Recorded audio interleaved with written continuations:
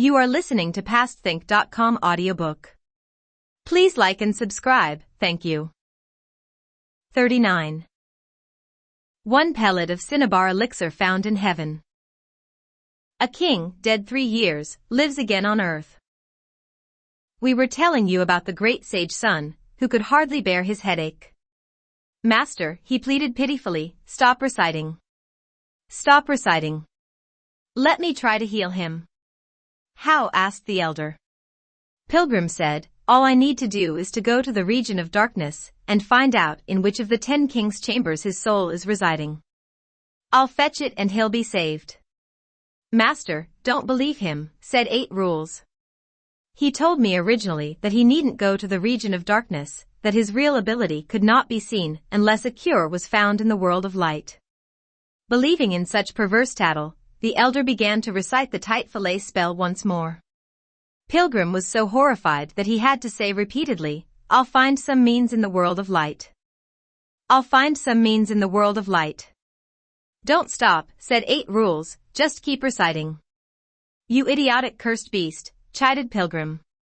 You are just trying to coax Master into putting that spell on me. Laughing until he nearly collapsed, 8 Rules said, Oh elder brother. You only know how to pull tricks on me, but you don't realize that I can do the same on you. Master, please stop, said Pilgrim, and let old monkey find a cure in the world of light for the king. Where would you find it in the world of light? Asked Tripitaka. With a single cloud somersault, said Pilgrim, I shall penetrate the south heaven gate, but I'll not go into the Big Dipper Palace nor into the Divine Mists Hall. Instead, I shall go straight up to the 33rd heaven, to the Tishita Palace of the Griefless Heaven. When I see Lousy there, I shall beg him for 1 pellet of his soul-restoring elixir of 9 reversions, which will certainly make this man live again. When Tripitaka heard these words, he was very pleased and said, Go quickly and come back. It's about the hour of the 3rd watch at this moment, said Pilgrim, but by the time I get back, it'll be dawn. The trouble with this man sleeping here like this is that the whole atmosphere seems so dull and heartless. Someone here should mourn him and that'll be more like it. It goes without saying, said 8 Rules, that this monkey would like me to mourn the king. Yes, but I'm afraid that you won't, said Pilgrim. If you won't, I can't heal him either. Elder brother, said 8 Rules, you may go. I'll mourn him. Pilgrim said, there are several ways of mourning. When you merely open your mouth to make noises, that's called howling. When you squeeze out some tears, that's weeping. When you mourn with both tears and feelings, then we may call that wailing. I'll give you an example of how I can wail, said 8 Rules, who pulled out a scrap of paper from somewhere and rolled it into a thin strip, which he stuck into his nostrils twice. Look at him. After sneezing a few times, tears and snivel all came out, and he began to wail, mumbling and muttering protests all the time as if someone in his family had actually died. He bawled lustily, and when his passion rose to a terrific pitch, even the Tang elder was moved to tears. That's the sort of grief I want you to show, said Pilgrim with a laugh, and you are not permitted to stop. For if you, idiot, think that you can quit mourning after I leave, you are mistaken, for I can still hear you. You'll be all right if you keep this up, but the moment I discover that your voice has stopped, your shanks will be given 20 strokes. You go, said 8 Rules, chuckling. Once I start to mourn, it will take me a couple of days to finish. When Shaw Monk heard how stern Pilgrim's reprimand of 8 Rules was, he went and lit a few sticks of incense to bring to offer to the dead king. Fine. Fine. Fine, said Pilgrim, laughing. When the whole family shows reverence like that, old monkey can then exert his efforts. Dear great sage. At this hour of midnight, he took leave of master and disciples, the 3 of them. Mounting the cloud somersault, he entered at once the south heaven gate. Indeed, he did not go before the treasure hall of divine mists, nor did he ascend to the Big Dipper Palace. Treading on his cloudy luminosity, he went straight to the griefless heaven, the Tishita Palace of the 33rd heaven. The moment he walked inside the door, he discovered Lousy sitting in the elixir chamber. In the process of making elixir, he and a few divine youths were tending the fires with plantain fans. When he saw Pilgrim approaching, he immediately instructed the youths with these words, "Take care, each of you. The thief who once stole our elixir is here. Bowing to him, Pilgrim said with laughter, Venerable sir, don't be so silly.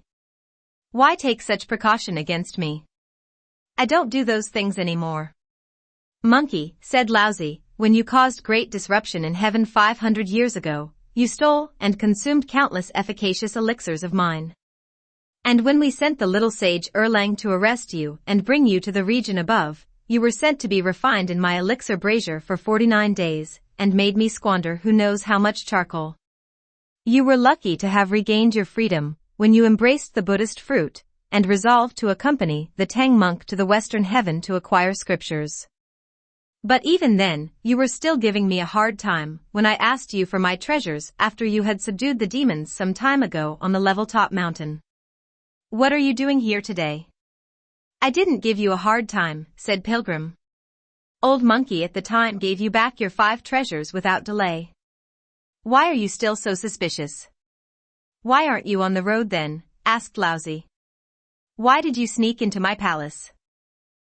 Pilgrim said, after we parted, we proceeded toward the west until we came to the Black Rooster Kingdom. The king there had been murdered by a monster spirit masquerading as a Taoist able to summon wind and rain. The monster then changed himself into the form of the king, and now he sits in the Hall of Golden Chimes. When my master read the sutras during the night before last in the Precious Grove Monastery, the king's spirit appeared to him and requested earnestly for Old Monkey to subdue the fiend for him. Because Old Monkey considered the problem of evidence, he went to the imperial garden with 8 rules to look for the burial site. Within a well of octagonal marble walls, we fished out the king's corpse, so perfectly preserved that neither his color nor his appearance had changed. When we brought him back to my master, he was moved by compassion and wanted me to revive him. The condition was set, however, that I could not go to the region of darkness to fetch his soul, and that I must find some means to revive him in the world of light. I concluded that there was no other remedy available, and that was why I came especially to see you. I beseech the Patriarch of Tao to be merciful, and lend me 1,000 tablets of your soul-restoring elixir of 9 reversions, so that Old Monkey can save the king. This ape is babbling, said Lousy. What are you saying? 1,000 tablets, 2,000 tablets. You eat them like rice? You think they are kneaded with mud? That easy? No. Go quickly. I have none. All right, said Pilgrim, chuckling, how about 100 tablets? I don't have any, said Lousy. Just 10 tablets, then, said Pilgrim. This wretched ape is an absolute pest, said Lousy angrily. I don't have any. Get out. Get out. You really don't have any, said Pilgrim, laughing. I'll go somewhere to look for help then. Go. Go. Go, shouted Lousy. Turning around, the great sage strode out at once. Lousy suddenly thought to himself, this monkey is such a rogue. When I told him to go, he left, but I fear that he might sneak back in and start stealing. He ordered a divine youth to call Pilgrim back at once, saying, You ape, you have itchy hands and feet. I'll give you 1 tablet of my soul-restoring elixir. Venerable sir, said Pilgrim, if you know the talent of Old Monkey, you will bring out your golden elixir once and divide up what you have with me equitably. That'll be your good fortune. Otherwise, I'm going to swipe them clean for you. Taking out his gourd, the patriarch turned it upside down and poured out 1 pellet of golden elixir. He handed it over to Pilgrim, saying, That's all I have. Take it, take it. I'm giving it to you, you know, and when that king is revived, it'll be counted as your merit. Pilgrim took it and said, Let's not hurry. I'm going to have a taste of it first, for I'm not going to be duped by some bogus pill. He popped it into his mouth at once. The old patriarch was so startled that he dashed forward and grabbed the skin on Pilgrim's head. Holding high his fist, he shouted, You wretched ape. If you dare swallow it, I'll kill you. Shame on you, said Pilgrim, laughing. Don't be so petty. Who's going to eat your stuff? How much could it be worth, this flimsy stuff? Isn't it right here?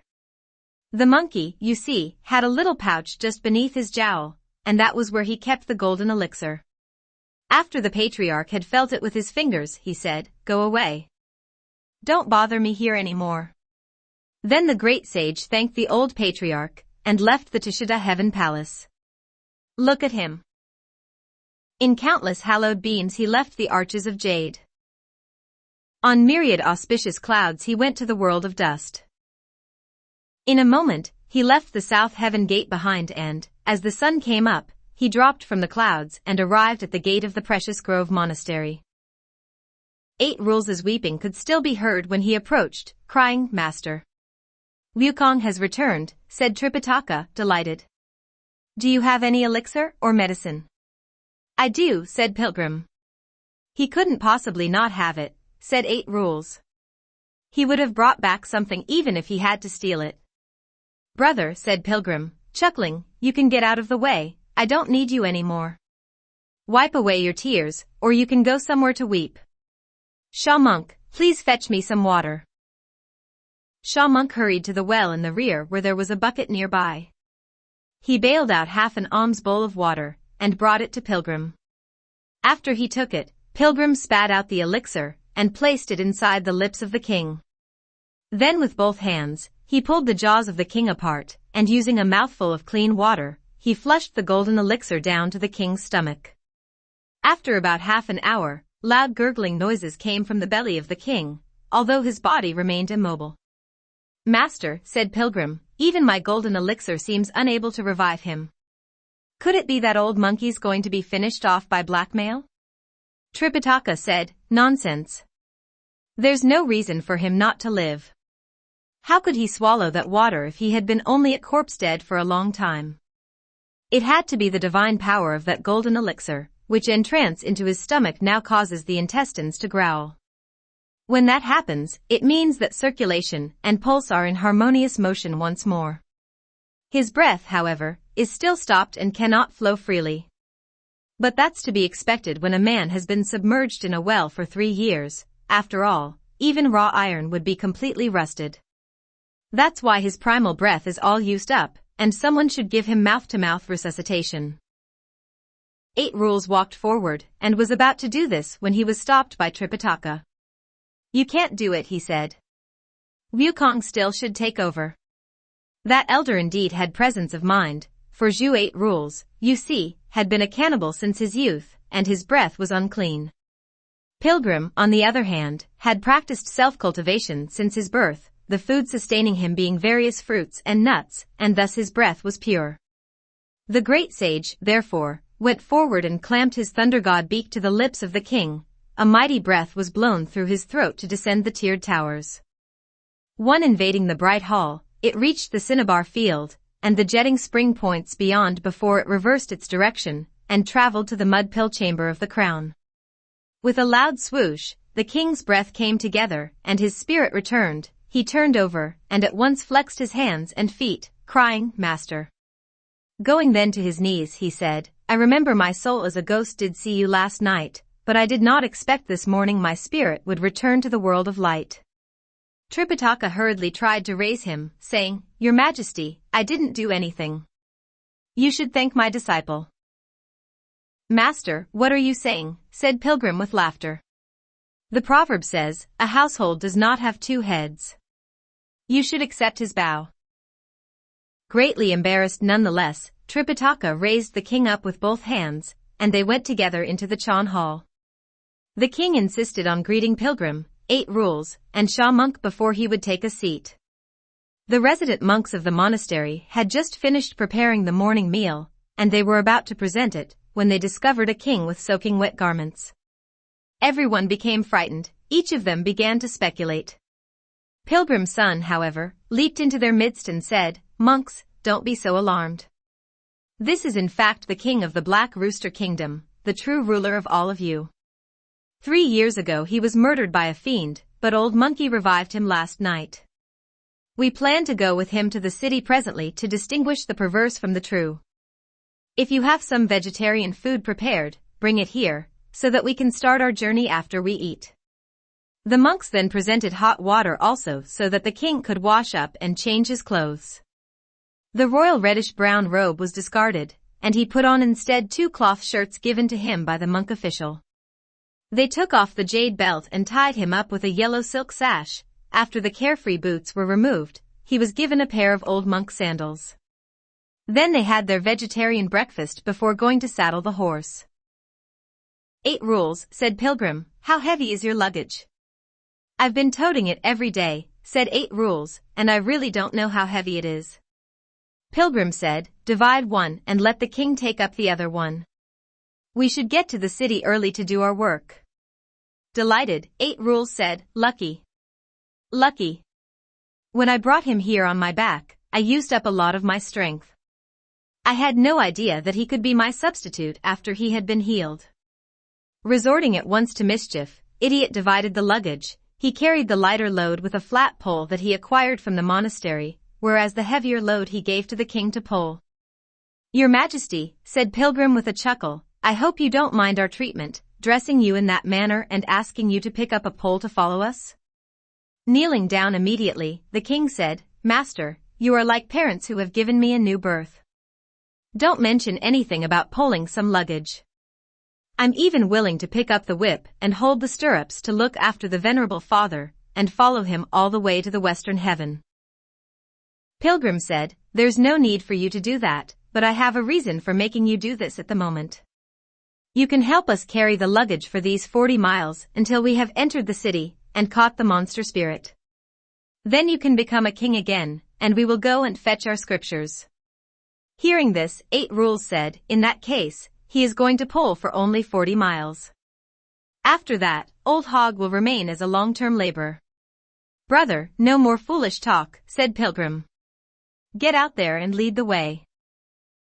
8 rules indeed walked with the king in front to lead the way, while Shawmonk helped his master to mount the horse and Pilgrim took up the rear. Arranged in an orderly formation, the 500 monks of that monastery followed them all the way to the gate, playing and blowing their musical instruments. Smiling, Pilgrim said, No need for you monks to accompany us any further. I fear that if any of this is leaked to the officials, our enterprise will be ruined. Go back quickly. Go back quickly.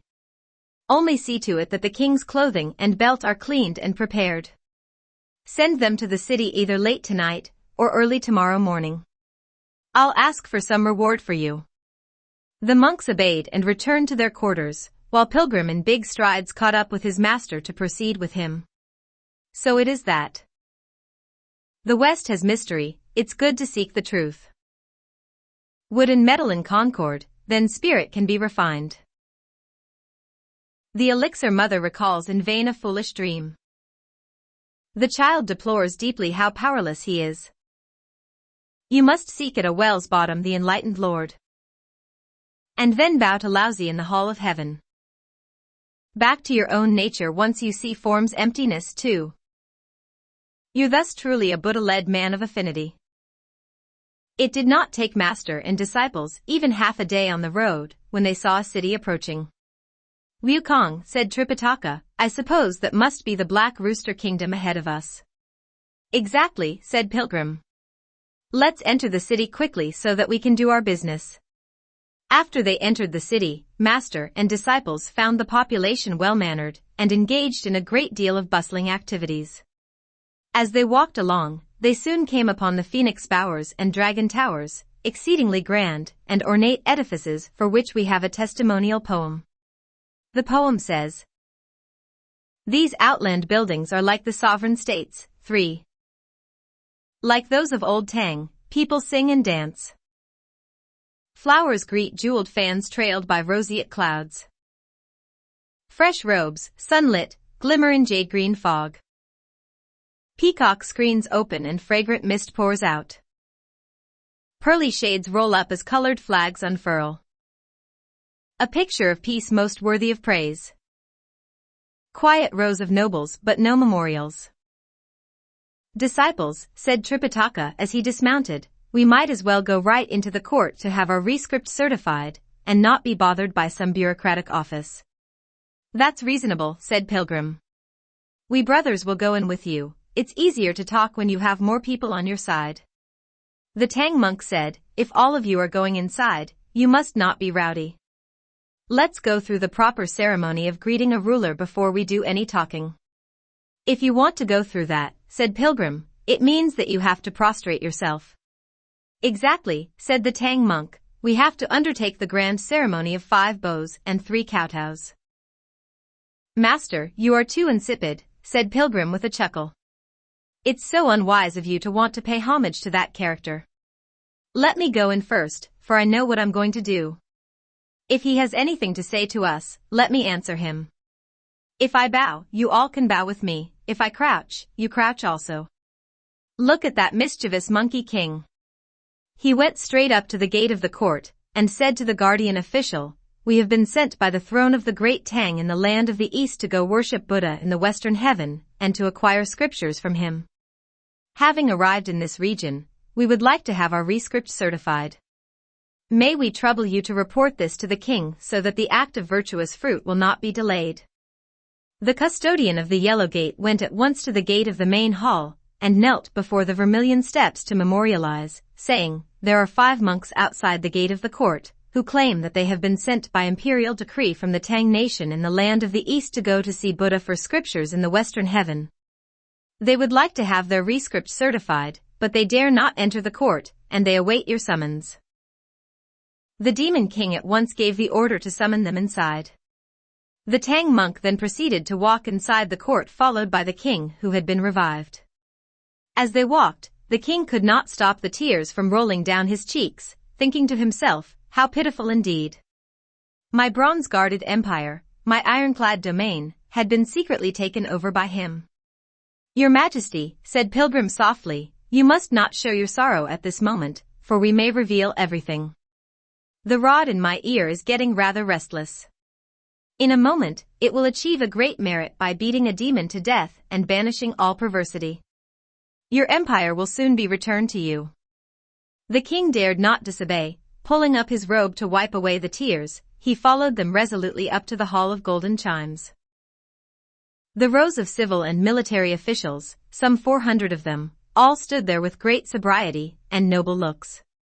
Pilgrim led the Tang monk up to the white jade steps, he then stood still and remained erect. All those officials beneath the steps became terrified, saying, this monk is most foolish and base. When he sees our king, why does he not prostrate himself, nor does he express his praise? He does not even give a bow. How audacious and rude. Before they even finished speaking, the Demon King asked, where did this monk come from? Pilgrim replied boldly, I am from the great Tang nation in the land of the east, in the South Jampa continent, someone sent by imperial decree to go seek the living Buddha in the great Thunderclap Monastery of India in the Western Territories for true scriptures. Having reached this region, I do not want to pass through it without having our travel rescript certified.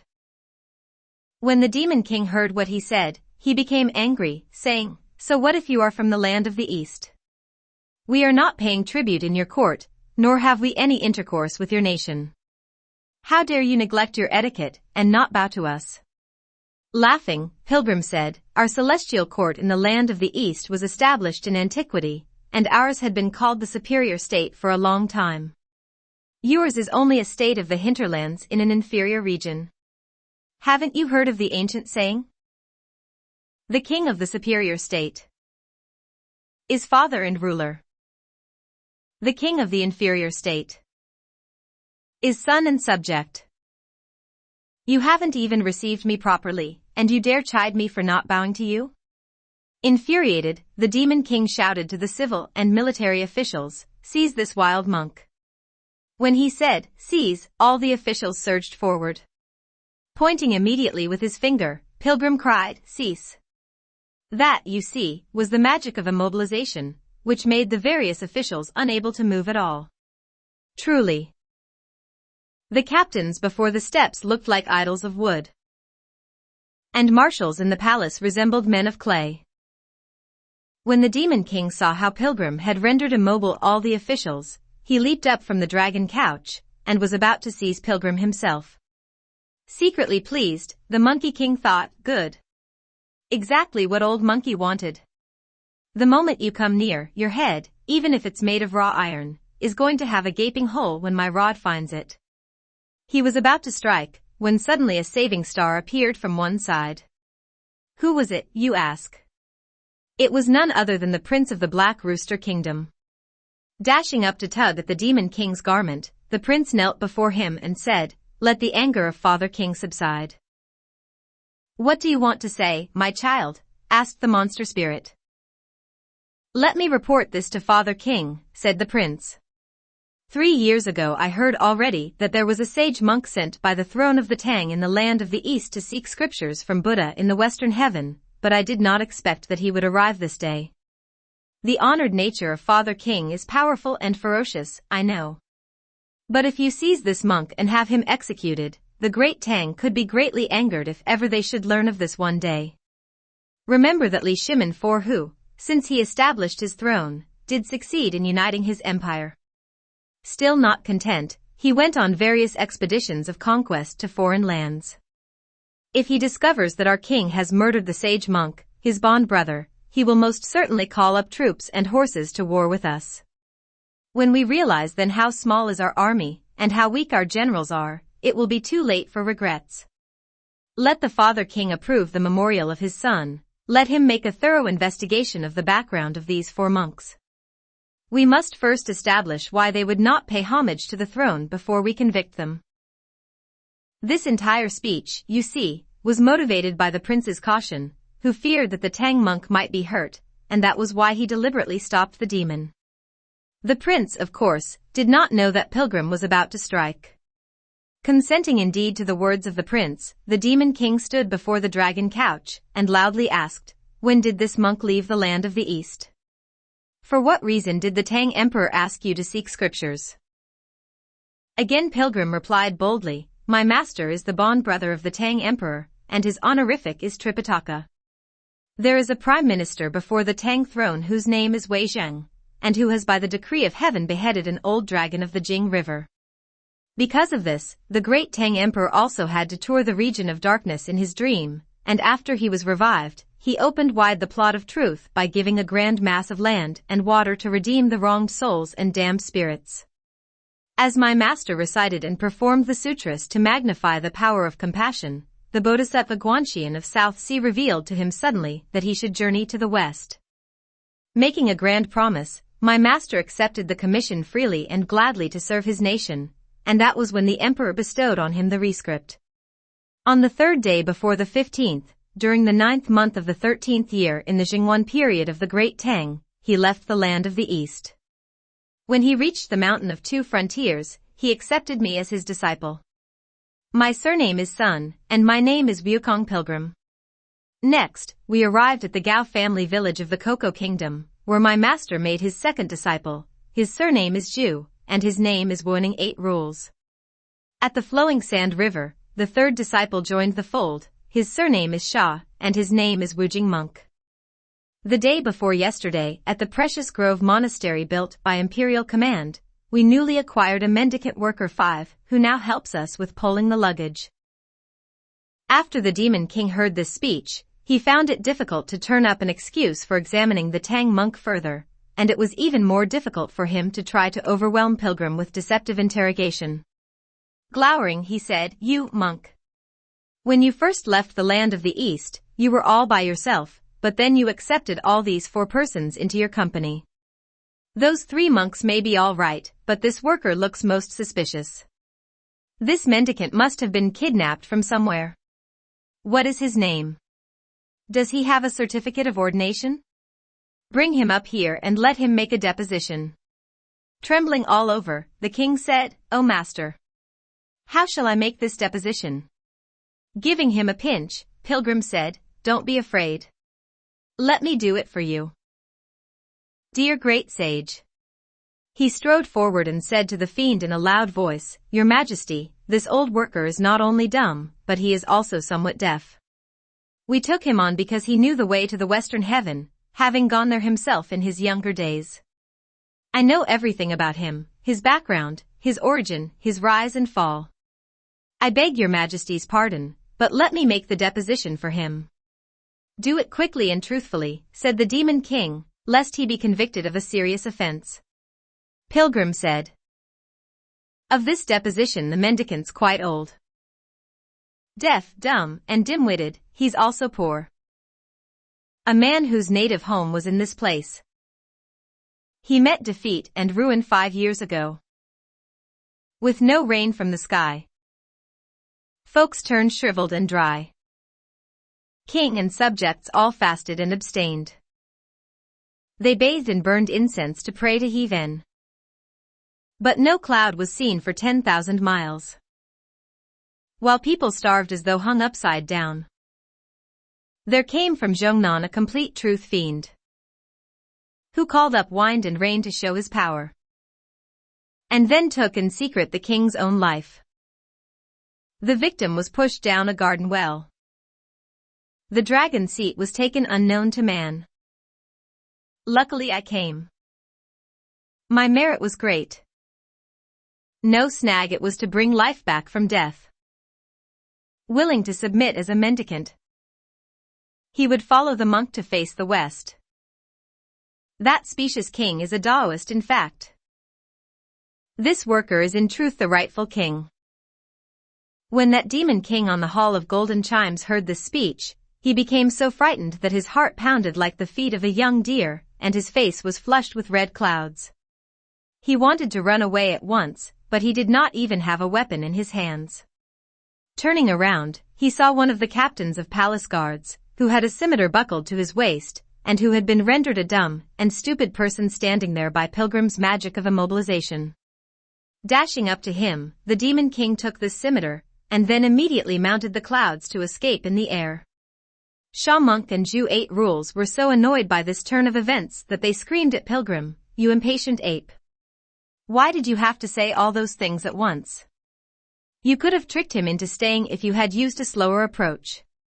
Now that he has mounted the clouds and escaped, where would you go to search for him?" "Don't scream madly like that, brothers," said Pilgrim with laughter.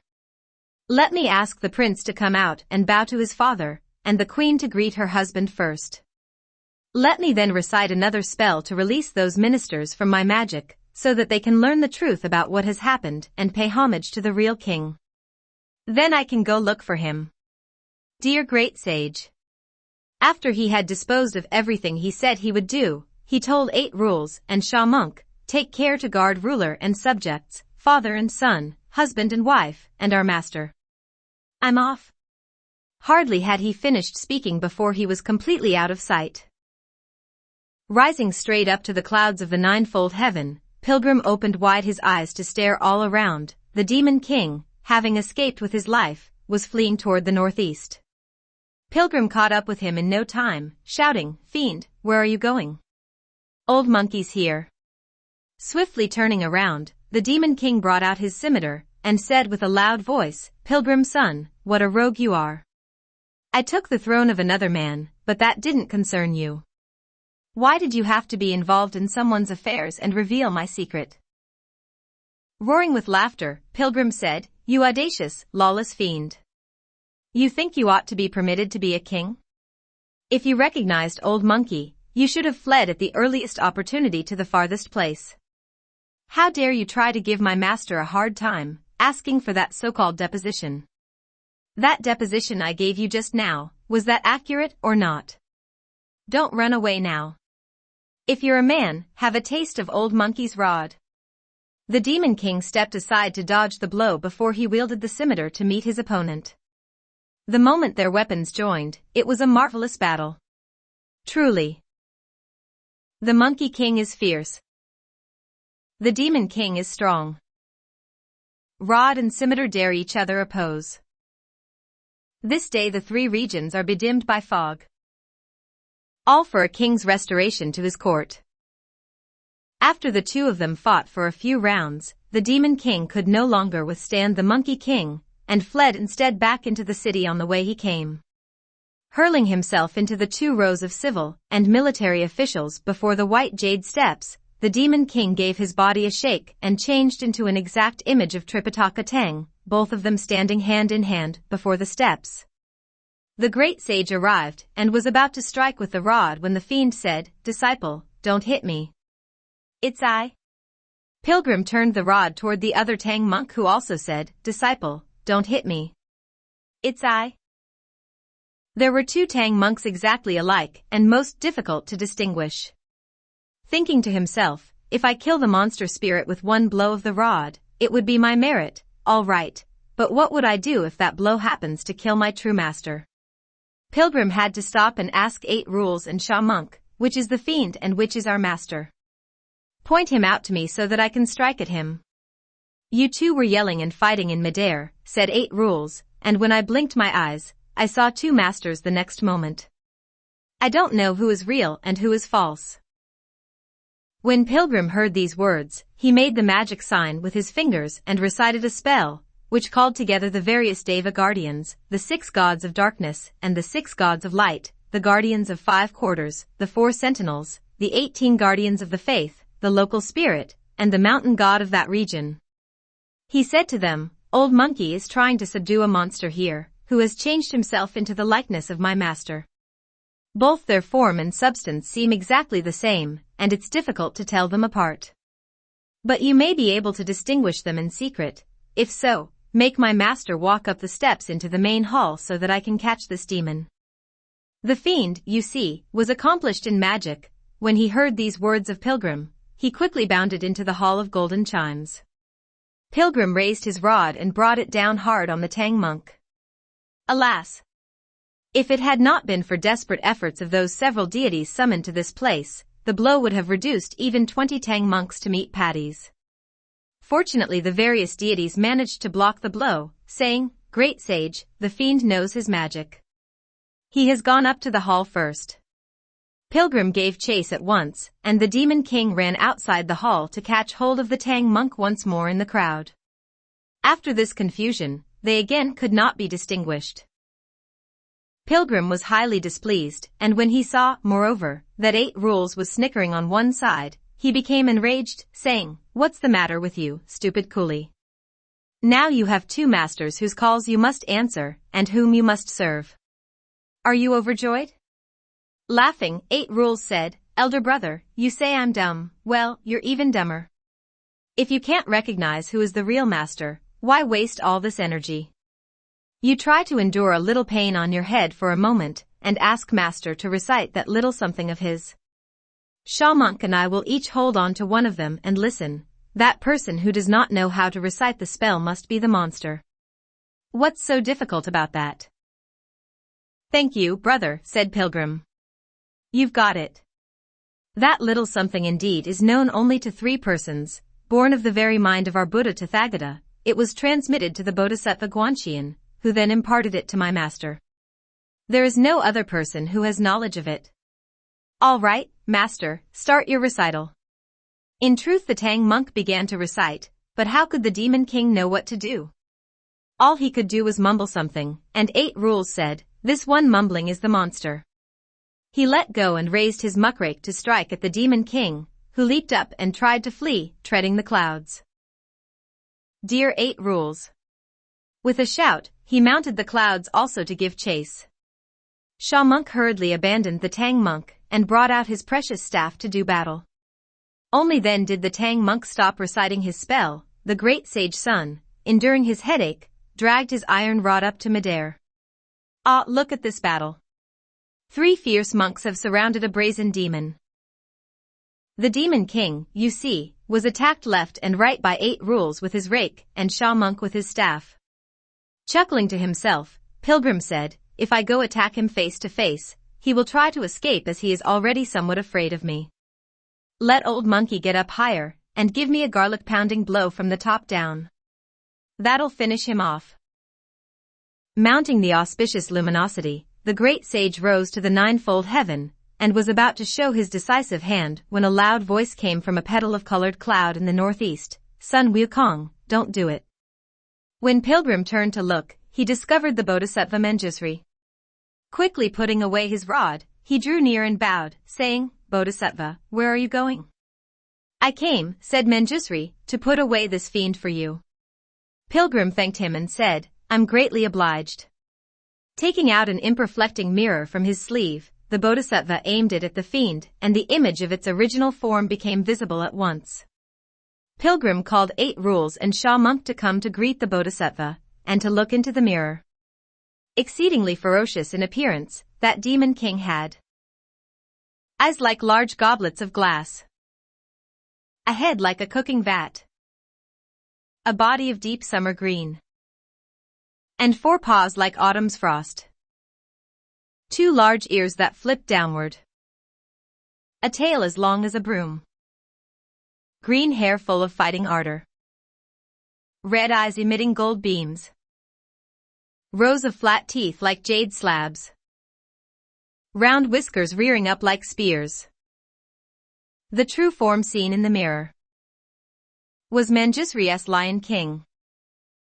Bodhisattva, said Pilgrim, so this is the green-haired lion who serves as your beast of burden. How was it that he had been turned loose so that he could become a spirit here? Aren't you going to make him submit to you? Wukong, said the Bodhisattva, he was not turned loose. He had been sent by the decree of Buddha to come here. Pilgrim said, you mean that this beast's becoming a spirit to usurp the throne of a king was a decree of Buddha? If that's the case, Old Monkey, who is accompanying the Tang monk through all his trials, should have been given several imperial documents. The Bodhisattva said, you don't know that this king of the Black Rooster Kingdom was dedicated to virtue, and to the feeding of monks at first. The Buddha sent me to lead him to return to the West so that he could attain the golden body of an arhat. I could not, of course, reveal myself to him in my true form, and so I changed myself into an ordinary mortal monk to beg some food from him. During our conversation a few words of mine put him on the spot. Not realizing that I was a good man after all, he tied me up with a rope and sent me into the imperial moat. I soaked in there for 3 days and nights before the 6 gods of darkness rescued me back to the west. Tathagata therefore sent this creature here to push him down the well, and have him submerged for 3 years, in order to exact vengeance for my water adversity of 3 days. Thus not even a sup or a bite is not foreordained, and we had to wait for all of you to arrive and achieve this merit. You might have repaid the private grievance of your so-called 1 sup or 1 bite, said Pilgrim, but who knows how many human beings that fiendish creature has harmed. He has not, said the Bodhisattva. In fact, these 3 years after his arrival have seen nothing but winds and rains in season, prosperity for the kingdom, and peace for the inhabitants. Since when has he harmed anyone? Even so, said Pilgrim, those ladies of the 3 palaces did sleep with him and rise with him. His body has defiled many and violated the great human relations countless times. And you say that he has not harmed anyone? The Bodhisattva said, he has not defiled anyone, for he's a gelded lion. When 8 Rules heard this, he walked near and gave the creature a pat, saying with a chuckle, this monster spirit is truly a red nose who doesn't drink. He bears his name in vain. All right, said Pilgrim, take him away. If the Bodhisattva did not come here himself, I would never have spared his life. Reciting a spell, the Bodhisattva shouted, Beast, how long are you going to wait before you submit to the rite? The demon king at once changed back to his original form, after which the Bodhisattva released the lotus flower seat to be placed on the back of the lion. He then mounted the lion, who trod on the auspicious luminosity and left. Aha! He went straight to the Wutai mountain. 6. To hear sutras explained before the lotus seat. We do not know finally how the Tang monk and his disciples leave the city. Let's listen to the explanation in the next chapter. You are listening to PastThink.com audiobook. Please like and subscribe, thank you.